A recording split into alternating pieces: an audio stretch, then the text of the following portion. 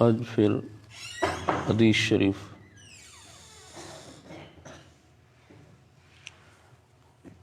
دلائل النبوہ حافظ ابو نعیم دی، اور یہ حدیث تقریباً کچھ نہ کچھ جملہ کئی بار آپ حضرات کو میں سنایا ہے، اور حدیث شریف دے الفاظ کیا نے۔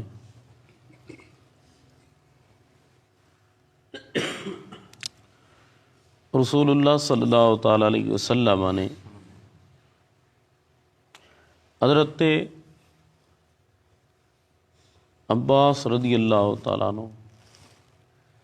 حضور کے چچا، حضور انہیں فرماتے ہیں کہ آپ کل گھر سے نہ نکلنا، اپنے بچوں کو بھی گھر سے نہ نکلنے دینا، تساں گھروں نہیں نکلنا، گھروں نہیں جانا کتھائیں، نہ آپ جانا ہے نہ بچیاں نو جان دینا ہے۔ دوسرے دن حضور فرماتے ہیں مجھے کچھ کام ہے، مجھے کچھ لی فیکم حاجہ، مجھے تم سے کچھ کام ہے۔ جب آپ تشریف لائے رسول اللہ صلی اللہ علیہ وسلم تو حضور آتے ہی فرماتے ہیں السلام علیکم، کیسی صبح کی ہے تم نے؟ تو وہ جواب بھی دیتے ہیں اور کہتے ہیں کہ الحمدللہ بخیر نحمد اللہ، ہم خیریت سے ہیں اور اللہ تعالیٰ کا شکر کرتے ہیں۔ پھر حضور سے کہتے ہیں ہم نے رات گزاری ہے، آپ نے کیسی رات گزاری ہے اللہ کے رسول؟ تو کریم آقا فرماتے ہیں قریب ہو جاؤ، انہیں قریب کرتے ہیں، قریب ہو جاؤ، قریب ہو جاؤ، بالکل قریب ہو جاتے ہیں تاکہ ان پہ چادر ڈالنا ممکن ہو سکے۔ تو کریم آقا صلی اللہ تعالیٰ علیہ وسلم حضور چادر ڈال کے فرماتے ہیں اے اللہ، یہ حضرت عباس یہ میرے چچا ہیں اور یہ میری اہل بیت ہے، یہ میری اہل۔ اب اس میں حکمتیں ہوتے ہیں، کبھی کسی صحابی کے بارے میں حضور فرمانا، کبھی جمع فرما کے اس طرح فرمانا، اس میں حکمتیں ہیں، لیکن میں نے آپ کو کچھ بات سمجھانی ہے۔ تو اب حضور فرماتے ہیں مولا جیسے میں نے انہیں چادر میں ڈھانپ لیا ہے تو بھی انہیں جہنم کی آگ سے بچا لے۔ اب حضور کا یہ فرمانا اور دروازے کی چوکھٹ سے آواز آنا آمین، دروازے کی چوکھٹ سے آواز، دیواروں سے آواز، ایک بار نہیں 3 بار آواز آئی آمین آمین آمین۔ یہاں پہ آپ کو جگانے کے لیے، بیدار کرنے کے لیے ایک بات سمجھانی ہے۔ اب حضور کی زبان سے الفاظ نکلیں دعا کے، دروازے کی چوکھٹ میں وہ جنہوں چکا اٹھا دیو اور بھی کئی نہ انہوں دے، اس سے آواز آنے لگ گئی، دیواروں میں جان آ گئی۔ اس نے تو صرف آواز سنی ہے، اس میں جان آ گئی۔ اور مسلمانوں تم میں تو کلمہ اللہ کے رسول کا ہے، کلمہ اللہ کے رسول کا ہے۔ یار تو کیا بات ہے کہ حضور کا کلمہ ہونے کے باوجود ہم میں روحانیت کیوں نہیں؟ ہم کیوں مردہ سے بنے ہوئے ہیں؟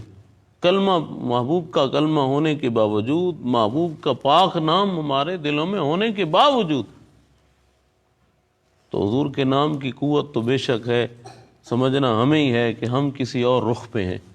ہماری حالت خراب اس لیے ہے کہ ہم نے اس تخت میں حضور کا نام شاید نہیں سجایا، ہم اس نام کو اندر تک نہیں لے کر گئے۔ اور پھر اگر اس سے اعلیٰ بات، اس سے بڑھ کر جو سختی سے سوال کیا جانے والا ہے، جن لوگوں کو وہ لوگ ہیں جن کو لوگ عالم سمجھتے ہیں، جن کو لوگ فاضل سمجھتے ہیں، جن کو لوگ یہ سمجھتے ہیں کہ شاید یہ بہت بڑے علم والے لوگ ہیں، اب ان سے وہ بھی اور وہ لوگ جو مصلی اور ممبر کے مالک بنے ہیں، وہ لوگ، ان سے بھی یہ سوال ہے کہ جن لوگوں کو اتنی ساری زندگی اللہ تعالیٰ اور اس کے رسول کا نام لیتے ہوئے گزر گئی، نام پکارتے ہوئے گزر گئی، نام سکھاتے ہوئے گزر گئی، اور پھر بھی باطن میں کوئی روحانیت نہ ہو. یار محبوب کے نام کی روحانیت سے تو در و دیوار میں جان آ جاتی ہے اور تمہارے وجود میں جان نہیں آئی. تم تو محبوب پاک صلی اللہ علیہ وسلم کی، اور تمہارے لیے تو اور بڑھ کر شان ہے کہ تمہارے لیے تو اللہ کا قرآن فرماتا ہے کہ النبی اولیٰ بالمؤمنین من انفسہم. اللہ کا قرآن فرماتا ہے یہ محبوب تو تمہاری سانسوں سے بھی زیادہ تمہارے قریب ہے، اور اللہ کے محبوب بھی یہی فرماتے ہیں. تو تمہیں تو اور بڑا مرتبہ حاصل ہے یار.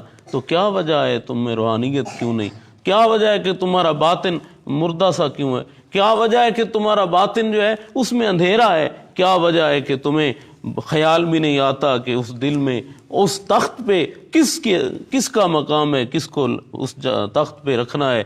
اب اس سے بڑھ کر وہ لوگ جو خود کو اللہ کا ولی کہلائیں اور پھر ساری زندگی نام لینے کے باوجود، لوگوں کو نام سکھانے کے باوجود، اور ان کی یہ حالت ہو کہ انہیں اگر کہا جائے نماز کا تو کہیں جی حضرت صاحب کو نماز کا مت کہو جی.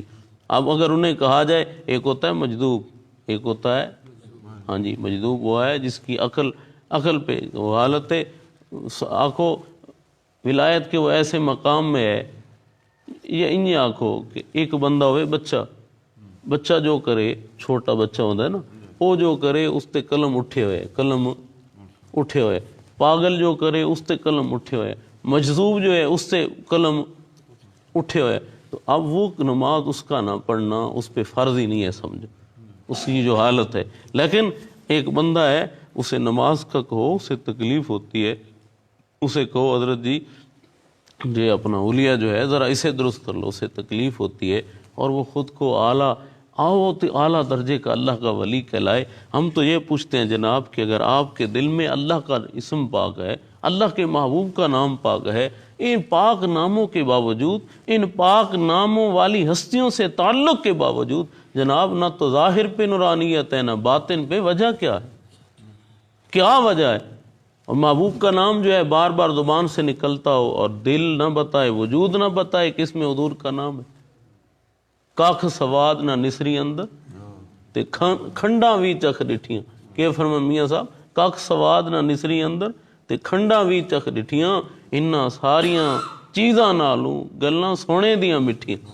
محبوب پاک صلی اللہ علیہ وسلم کے غلاموں، حضور کے اسم پاک کے سننے سے، حضور کے زبان سے الفاظ سننے سے بے جانوں میں جان آ جاتی ہے.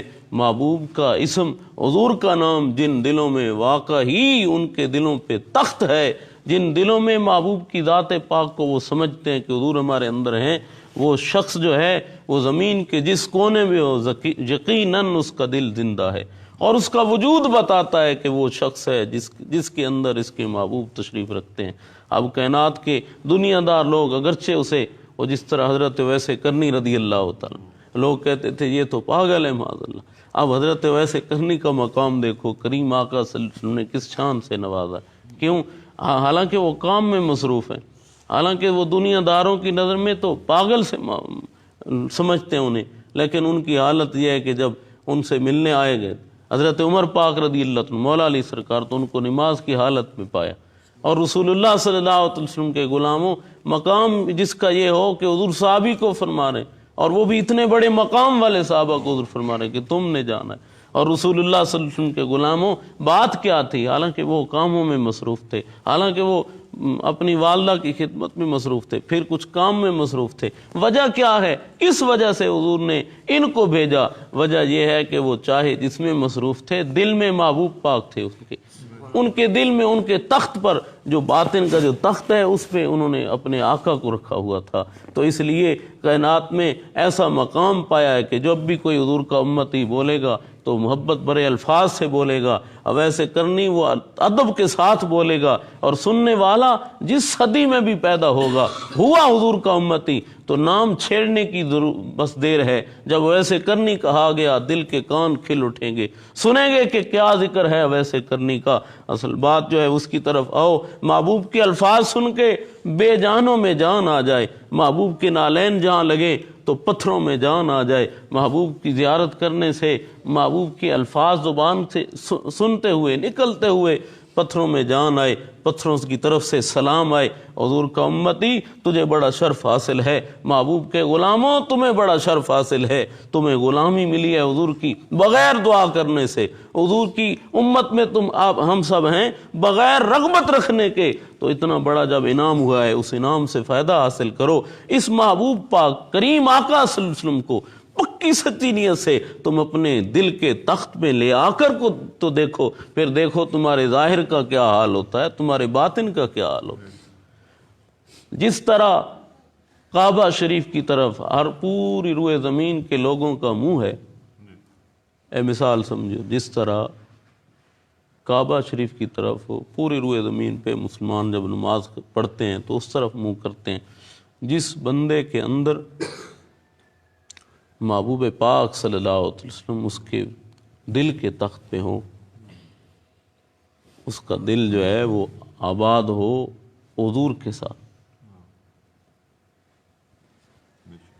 میری تو ساری بہار آپ سے ہے، یہ صرف لفظ نہ ہو، اس کے باطن میں واقعی حضور ہو، تو کائنات کی ہر شے اس کی طرف رخ کرتی ہے۔ میں آکھو ساری مخلوق جڑی ہوندی ہے نا او دا رخ، اور یہ دوتے ایک دلیل وہ جی حضرت سفینہ رضی اللہ تعالیٰ آپ آ رہے ہیں اور شیر کو دیکھتے ہیں، شیر سامنے، اور شیر کے لیے انسان کا گوشت لذیذ ہے، لذت والی شے، لذت والا گوشت شیر واسطے انسان دا۔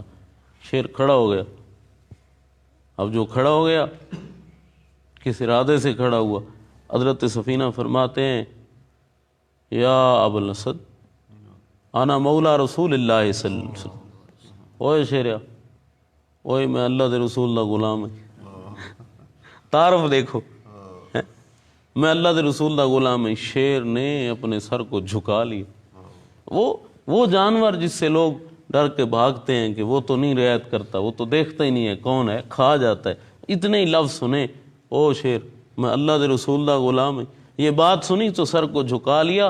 حضرت سفینہ کو راستہ دکھاتا ہے، اپنے قافلے والوں کے ساتھ ملاتا ہے۔ یہ شیر کی کیفیت کیوں بدل گئی؟ یہ تو کاٹ کھاتا ہے، یہ تو ٹکڑے ٹکڑے کر کے کھا جاتا ہے، نوچ نوچ کے کھا جاتا ہے، یہاں کیفیت کیوں بدل گئی؟ جس کے دل میں وہ جو سامنے ہے اس کے دل میں مصطفیٰ کریم کی ذات ہے۔ اور دیکھو نا مشکل ویلے بندے نو جیڑی شے سب تو زیادہ دل چوے وہ زبان تے ہوندی ہے، تو حضرت سفینہ نے بھی یہی کہا میں اللہ کے رسول کا غلام ہوں، میں اللہ کے رسول کا غلام ہوں۔ اللہ تعالیٰ اپنے کریم محبوب صلی اللہ علیہ وسلم کا صدقہ ہمیں حضور کی پکی سچی غلامی عطا فرمائے۔